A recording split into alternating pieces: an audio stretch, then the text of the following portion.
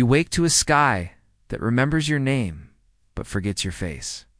A girl with silver eyes drags you from a gutter of broken stars and tells you, softly, that in every world she remembers you, but in hers, you never existed. You reach for proof. Her fingers are warm. The universe is already deciding which of you will be erased. It began in the kind of rain that writes its own confession on glass. The city was a hymn of neon and rust, low towers stitched with cable arteries, automated cranes that hummed like tired whales, and a sky that leaked electric blue. Light pooled in the gutters and reflected on every face like a question. Sound came in layers, distant freight trains' metallic sighs, the constant whisper of ventilation conduits, a faint music loop leaking from someone's broken holospeaker. Everything else was muffled by a damp fog that smelled of ozone and old paper. You were alone on the third story. Fire escape of a scrap foundry, knees pulled to your chest, a cheap heat pack between your palms. Your name had thinned to a scratch in your throat. It didn't fit the loudness of the city. You counted the breaths like a metronome. Memory, when it chose to return, slipped in fragments the cadence of a voice you couldn't place. The taste of salt on a tongue from a week you couldn't map. The ache of something lost but not yet named. A shadow moved across the alley below. Not the blur of a courier drone or the rounded bulk of a scavenger. A figure stepped into the lamplight, and the rain refracted on her like a halo, short. Narrow shoulders, hair braided with silver thread, and eyes, the kind of eyes that remembered epochs. She wore scavenged, tech-like decoration, a scapular of cracked polyglass, a vest threaded with soft fiber filaments, a faint luminescent scar that traced a circuit from one collarbone to the hollow of her throat. She paused, tilted her head, and looked up at you as if she had been reading this exact moment for years. You lowered your hand. The warmth from the heat pack steadied your fingers. You had not expected help. You had expected the city to keep moving, indifferent as weather. She climbed the fire escape without a sound. Up close, you could see her skin pale, almost porcelain where rain didn't touch. But on the forearms, a lattice of fine scales, almost invisible unless the light caught them. Hybrid, you thought, as if the word would anchor the wonder. Half-broken human, half something older. The hybrids were myths kids told each other to scare themselves in the Warrens. Official law had an uneasy category, in a file cabinet thick with classified ignorance. "You're burning daylight," she said. Her voice had a small tremor, like a wind that had learned how to speak in two languages. "You shouldn't be out here. You wanted to say you were fine? Instead, your throat made a wet sound." She crouched, flattened her palms on your knees, and with a motion that was both careful and urgent, slid the heat pack into your coat. Her fingers lingered. They were warm and a little rough. "Who are you?" you asked. "Because names are the first place to begin salvaging a life." She smiled in an expression that almost made. "You forgive the whole sky for being so heavy." "Call me Sira," she said. "Call me what the world calls a hybrid. Call me whatever keeps your hands still." She helped you down off the fire escape, as if you were both returning to a sacred place. You should have felt gratitude and alarm in equal measure. What you felt instead was the dizzying possibility that someone else held the map to the place your memory had been clipped. The city Meridian Belt, Sector 11, sat like a wound on the ribcage of a dying planet. Once a hub of orbital manufacturing, the belt had become an ecosystem of entrepreneurs and salvage cults. The official supply lines had rerouted decades ago. What remained were patchwork markets running on credit schemes and favors. Everyone here had a ledger. Your ledger had been mostly blank since the last company declared self-defunct. Sira led you through the clogged arteries of the lower tiers with a confident silence. She moved like someone who could read the weather of people, where a glance would cause someone to tighten their grip on a blade, or where a street lamp hit a listening mote. "How did you find me?" You asked when you could breathe, and the world didn't seem quite so sharp. Her jaw closed, something like regret folding into it. "You weren't hard to miss," she said. "Lost people stick out. They hold the wrong cadence." Her secret unfolded over the next days like a slow bloom. She had a base below the level of usual occupancy, a converted maintenance bay that smelled of tar and lemon and a faint antiseptic. There were walls lined with maps, not geographical maps so much as overlays. Time stream vectors. Event weight charts written in a shorthand of angles and glows. There were artifacts. A child's music box that refused to wind down. A pair of shoes from a man who had vanished from every photograph taken after noon on an arbitrary Tuesday. A derelict nav pod with a cracked chronometer. You would have thought this much curiosity dangerous. But Sira didn't flinch away from danger. She cataloged it. She explained as if the sentence were ordinary, that she could sense frayed timelines, places where cause and consequence had come loose. Hybrids, she said, were rare because they were born at the seam of those frays. Their biology threaded with residues of time. She said one night, near a window that stared at the industrial horizon. I was stitched. Part of me remembers before the cut, part remembers after. I sleep on both sides. Her admission should have been a placard of warning to run. Instead, you were magnetized by the breadth of her loneliness. There was a softness to her when she traced the edges of objects with the same intensity a reader runs fingertips over the lines of a book. You learned to watch her hands as a language, the way the knuckles flexed when she held a memory too tightly. The way her thumb tapped a rhythm when she decided. You thought the city had taught you to be wary, but Sira taught you the opposite, that to survive here, you needed to know the faces of miracles and not treat them like crimes. Over thin coffee and shoreless nights, she told stories in fragments. She had been a courier once, her memory said, when the Belt still believed in schedules. She had been part of an experiment almost forgotten, a graft of old-world DNA with adaptive chronal tissue. The experiment failed publicly, but whispers persisted in the corridors of underground labs. She carried those whispers like a scar. Then she said something that made your chest rewrite itself in real time. I saved you twice. For a moment, you thought she meant she had pulled you from the gutter. But she wasn't smiling then. The room went thin. There was a version of me that pulled you from the river, she said. There was another version that did not. I don't know which of them you remember. You felt your mouth go dry. What do you mean twice? She turned a small, battered hologram in her hand. When she flicked it alive, it showed a street you recognized, the same scrap foundry alley, the same rain, the same sky. In the corner, beneath a leaking lamppost, a figure slumped. In one feed, Sira, younger by a haircut, hair unbraided, eyes like winter glass, bent and hauled that figure up. In another feed, the figure was gone, and the lamppost flickered, as if the world had swallowed a story mid-sentence. It is not only memory, she said. I have fragments of two possible continuities. My body remembers both the saving and the not saving. The timeline near me is braided. The city is a set of threads. When I touch a fray, I can feel both edges. You asked the question that sat like a stone in the base of your throat. Which of those timelines am I from? Sira's gaze softened. That is the problem. She closed the hala, and the room fell into a hush thick as oil. In one timeline you lived, and then ... you were forgotten. In another, you disappeared earlier, and I found you in a different place. But there are strange marks on your record that don't belong to either. Gaps in images, faces blurred where you should stand. Small things began to happen. A shopkeeper swore he'd sold you a jacket 2 years ago and had no record of it. An old friend, someone you thought close, hesitated when you named a shared memory and said, "That's impossible." Photos of a festival you remembered had your shadow blurred into nothing. Your apartment key stopped working. Your employer's ledger showed your name removed on a day. You had sworn you were still employed. Sira watched these signs like a physician with a bad prognosis. She studied your pulse as if it might tell her which timeline favored you. She fitted a small device to the base of your skull, a delicate thing that hummed and traced a faint along your temple. It will anchor you, she promised. Not forever, but long enough to let us see. It worked in cringing little ways. Your reflection sharpened, the blurred edges of photographs knit together into solidity. For nights you slept certain you had been rerouted. For mornings the city offered proof, your name on a delivery list, a neighbor who remembered lending you sugar. And then the proof unfastened itself like a cheap button.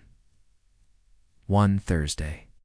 A courier who traded in reality patches. illegal memory patches that people used to stitch their pasts into something more desirable, came to Sira with a secret. He had a chip that could map you across folds. The price was in favors. And favors in Meridian Belt were the currency of risk. Sira hesitated for a moment. She rarely allowed herself. The favors she owed were tangled with the names of people she couldn't afford to lose.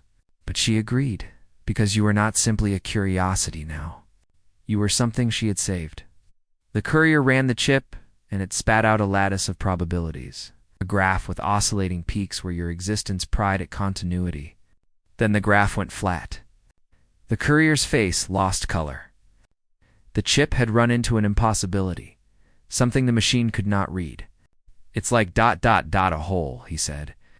But it's not absence. It's active. It's rewriting. Sarah took the chip and placed it next to her chest, like one might cradle a sleeping animal, and said, quietly, there's a paradox here. You are the kind of error the city hides under rugs. If you had thought the danger was external, you were mistaken. The most terrifying thing was the suggestion that reality itself was ambivalent about you. Sira found an old man in a forgotten archive, a chronographer who kept analog journals. Because he did not trust the city's net. He showed her a page with your name scratched out so many times ink had eaten through the paper. In the margin, a note, Subject A7, Persistent Non-Existence. Recommended neutralization. Neutralization, he repeated like a flavor you couldn't swallow. We don't know who wrote that, the chronographer said. We only know that once such recommendations start, the system follows. You started hearing the word stability a lot, used in the precise, antiseptic sense of a surgeon discussing whether an organ would accept a foreign graft. The city had protocols to ensure continuity, small corrections to the world so that commerce could proceed. The more a thing deviated from the ledger, the more attention it attracted. People disappeared, not out of malice, but because machinery decided them incongruent. Sira worked nightly, adjusting anchoring nodes, whispering to devices like apologies and bribes. You watched her fight a bureaucracy that had no face, an algorithm that claimed equilibrium the same way a god claims worship. You wanted to help? What you could do was small. Hold the device against your temple on nights the city tried to rearrange you. Read aloud memories you feared would be overwritten. Watch Sira sleep like a child who believes in the future enough to name it loud into the dark. Then came the first real blowback. A man in a plain coat, government, or something that dressed like it, started asking questions. About a presence they'd noticed in the security feeds, human-shaped anomalies. Small disruptions across timelines, a ripple that indicated someone with non-conformant temporal entropy. He did not ask politely. He had officers who watched the lower tiers and files thick with the kind of concern that turns into action. Sira said the officers had an acronym, OI, Ontological Integrity. They were the enforcers of the city's continuity. They did not like paradox. They liked neat lines and strict accounting. You had always been a smudge on a ledger. Now they were sharpening their pencils. One night, when the rain lashed like a verdict, OI men broke into the maintenance bay. They were efficient, moving with a choreography learned through simulation. You and Sira hid in the main conduit, breathing shallow, watching the men tear through maps and pry at artifacts. A flash of blue light, the signal of seizure, leaped across the wall where your memory hala had been stored. Sira moved with the silence of someone who had rehearsed grief. They took papers. They took objects. And when they were done, they left with the kind of satisfied order a predator leaves a cleared field. Sira's face, when the door fell shut behind them, broke you open. She pressed her palms flat against the workbench and whispered, "They are shortening the string." "Shortening?" You asked. They pull tighter until a thing finds its proper shape. Either it fits or it doesn't. If it doesn't, they excise. You wanted to burn the world down and rebuild it around both of you. Instead, you learned what it meant to fight with subtler weapons. Sira found a chronal, an underground consortium of archivists and ex-engineers who trafficked in cancelled possibilities. They called themselves the Weavers. They stitched holes with remnant code and kept human stories from being archived into oblivion. They were the city's immune system's clandestine counterpart. They made a plan that was both elegant and ruinous, to create a stable anchor for you. By weaving you into a public moment that could not be pulled without the world noticing, a broadcast, a testimony, a recorded performance of your existence that would saturate data caches across sectors. If everyone had your face in their feeds, the algorithm's calculus would prefer to adapt rather than prune you out. The night they chose was a false calm. The city had a festival, a relic, really an annual night when the outer towers projected ancient films to the sky. The weavers hacked the projection array and embedded a live feed of you telling your story. You had to speak things you barely remembered and things you made up to patch holes. Your voice shook, but the cameras loved the tremor. You told them about a childhood in a block of tenements smelling of fried oil. You told them about a mother who taught you to read shadows.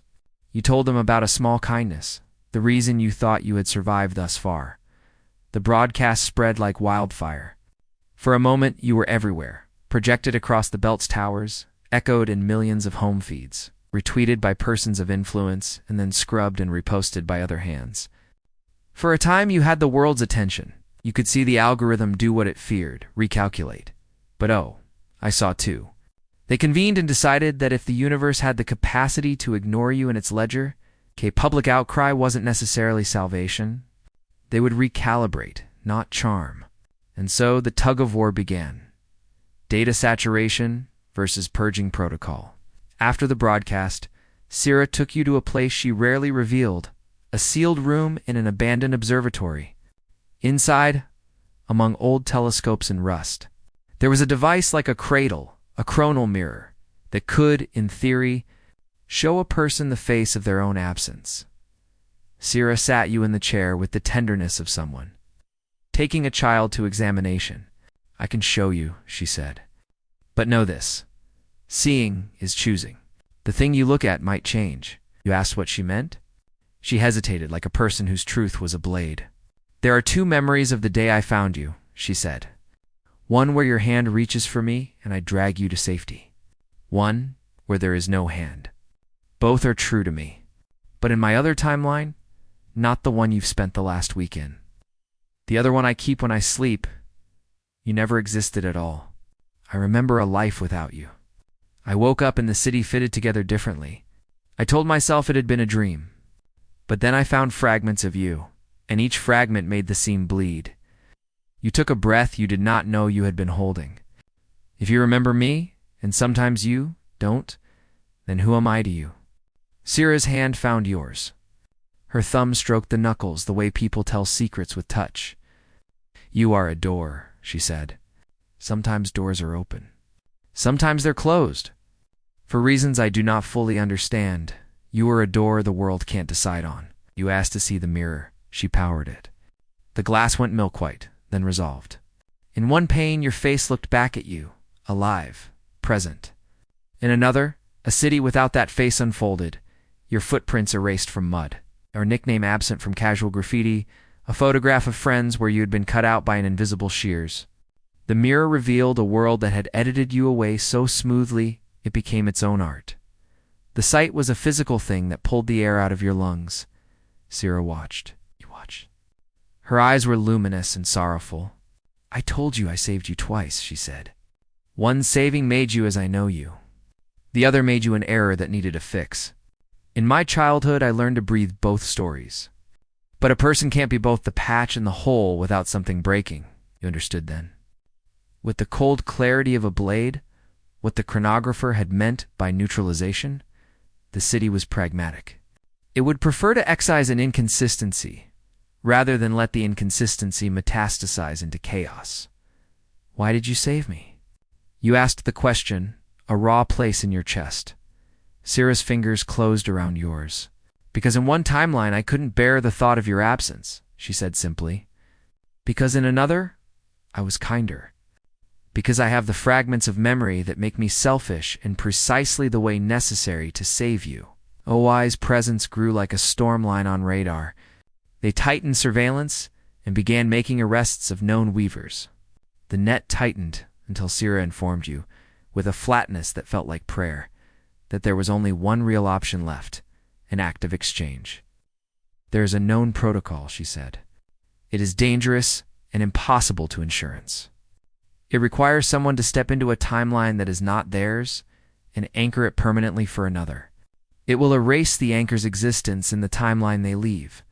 It requires sacrifice. You knew what she meant. An anchor was someone who let the world tie itself around them so others could survive. You had read of anchors, martyrs of continuity artfully rebranded as heroes. You had never imagined you would be offered or offer such a thing. "Which timeline will you began. She cut you off gently. "I can't ask you to be the one who leaves. I can't trade a life for a life the way some people trade credits. But I can do what I do." A memory you hadn't known you carried, a small, sunless morning in a shop where a woman had once taught you to thread beads, rose in you like a prayer. You pressed your palm against Syrah's cheek and found the scales under her skin were cold and terribly human. "I'll go with you," you said without thinking. "If you step, I'll step. If you leave, I'll leave." Syrah looked at you like someone who had been offered a mirror and did not trust that reflection. "If you step, the city will decide which version of you it prefers," she said. "It is not simple. We might both be erased, or only one of us might remain. I cannot promise." You thought of the alley where she had first found you. You thought of the heat pack, of the way she had smoothed your hair like a mother might smooth grief. You thought of the way you had never felt entirely your own. You thought of the way her doubt had become your only certainty. The world had offered you a brutal economy, your existence, or the neatness of a ledger. Without a chapter's hesitation, you chose the messy, human thing. "We're both tangled," you said. "If you step so I don't get erased from your memory, I'm with you." Syrah's breath left her in a small laugh and a sob tangled together. She set the chronal cradle to a configuration that made the room spin, not with motion, but with possibility. The weavers rerouted power. The chronographer smuggled a last analog journal into Syrah's hands. The city's rain became a drumbeat. You sat in the cradle. Syrah's hand closed around yours like a vow. "If I forget you after this," she whispered, "please, if you ever find a seam, stitch." Her voice broke. The machine hissed. Light bled into the room like water. Syrah's face was close enough to count hairs at the curve of her jaw. "Ready?" she asked. You nodded. It felt less like courage and more like release. The cradle clenched like a mouth. The world unstitched and reknit itself in a direction you had not known you were carrying. There was pain, a sudden pressure that felt like the sky folding onto your chest. Your name began to warp in your own head like a word someone else had said too often. For a second, you thought you had chosen poorly. Then you were falling. Not downward, but sideways, through possibility. A subtle slide that left a cool trace on the palms of your soul. You felt Syrah's fingers slacken. Her eyes were liquid sorrow. She kissed your forehead with the gentleness of someone who had learned the geometry of final things. "I remember," she said into the static of the machine. "I remember." The cradle purred. The lights dimmed.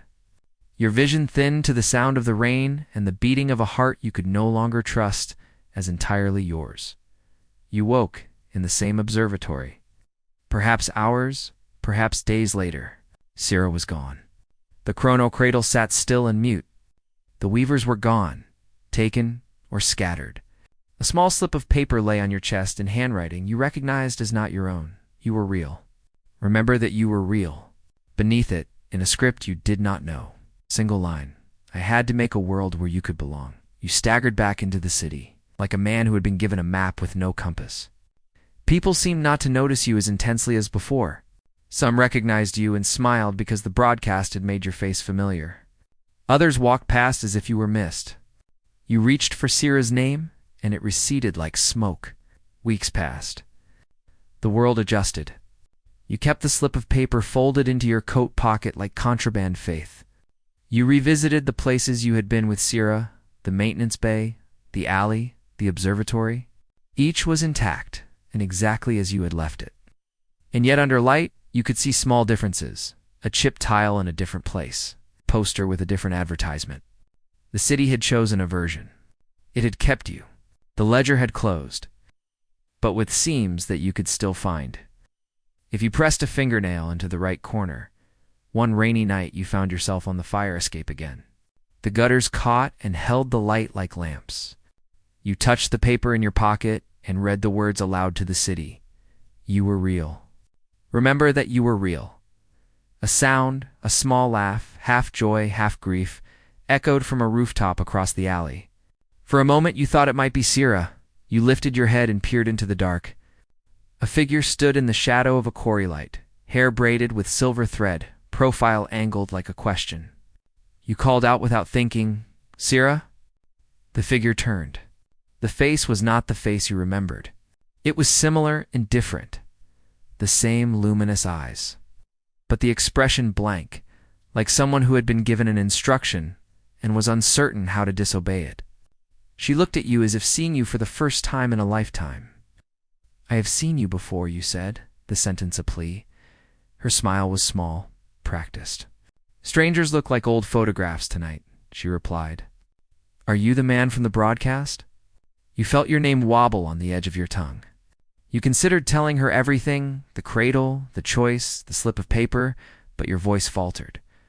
There was a hollowness to the recognition in her face, like a memory whose margins had been sanded down so it would stop hurting. You reached out. Her hand met yours halfway.